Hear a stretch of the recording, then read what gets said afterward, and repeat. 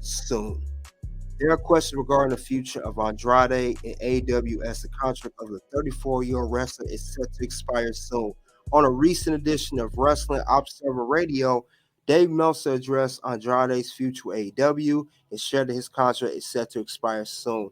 He said, I quote, his deal is coming up relatively soon, unless it's extended or something because off off time for injuries or whatever, but he thinks that his deal's pretty up soon.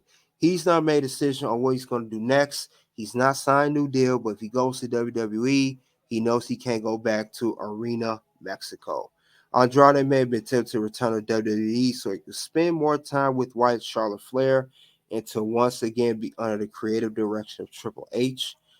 Andrade is currently engaged in a storyline with CJ Perry and Miro. The former WWE NXT champion is also competing on the ongoing AEW Continental Classic.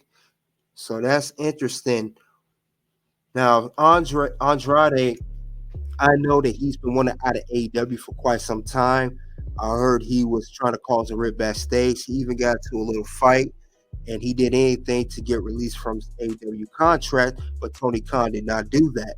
Now, I believe he signed back in 2022 or 21. I'm not sure what year he signed, but I know he wanted out of AEW ever since the whole Vince McMahon hush money scandal and Triple H took over as creative. And of course, like they said, his wife, Charlotte Flair, is in WWE still. So it'll be interesting if he comes back to WWE or go to TNA for that matter, since he wants out of AEW, but he doesn't have that many options. But it says here that he can go back to Mexico. It's called Arena Mexico because of WWE limitations. But do we see Andrade going back to WWE? And more importantly than that, do WWE even need Andrade at this point, especially with the, Lucha Libre division? In my opinion, I don't think WWE needs Andrade, despite him being talented and despite having been with WWE in the past and being a former NXT champion, having a little run there. He don't need to be needed WWE. There's gonna be no spot for him. He's gonna get lost in the shuffle. I think he knows what's best for him.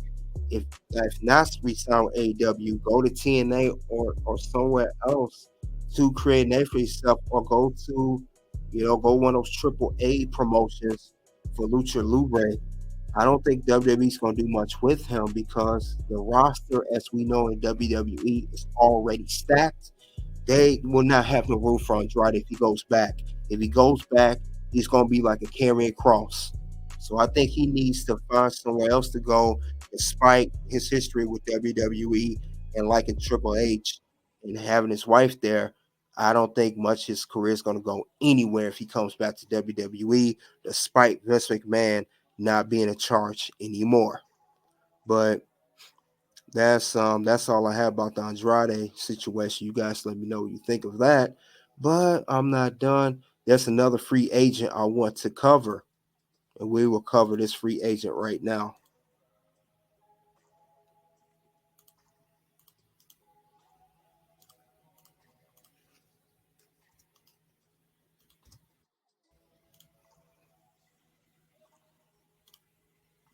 All right, breaking news. This just broke maybe 10, 15 minutes ago.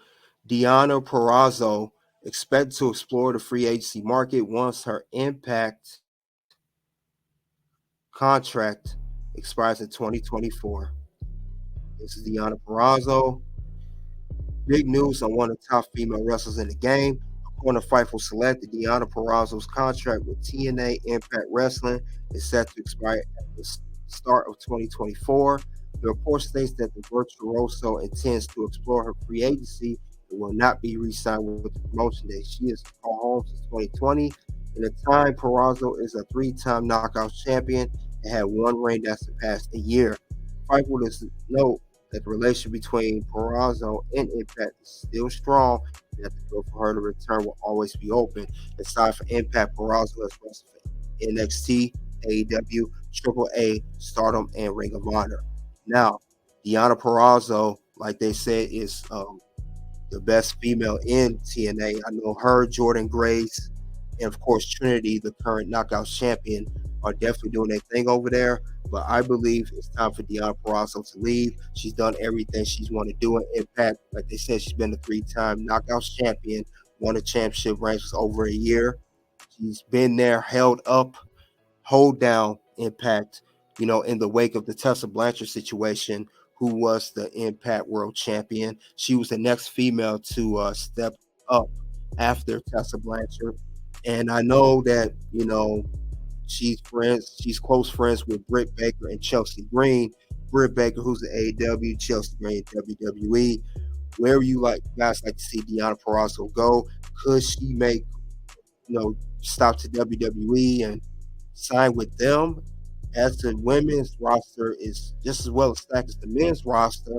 She can make noise over there, or could she go to AEW, even though it's a train wreck over there?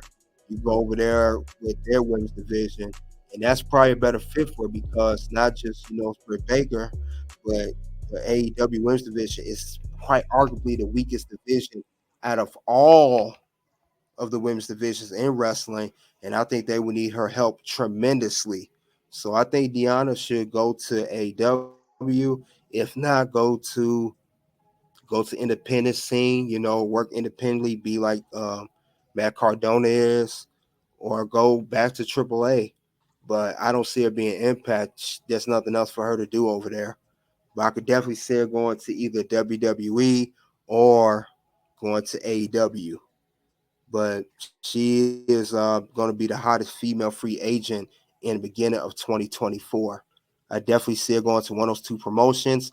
I would really prefer like seeing WWE. She had a great match and great rivalry with Trinity and Impact. I would like to see what she does over there. That's a stacked roster. I want to see how can she hold her own in the top organization, which we know is WWE. And that's all I have regarding this story of Deonna Purrazzo becoming a free agent. And we have the other main event coming up. Stay tuned.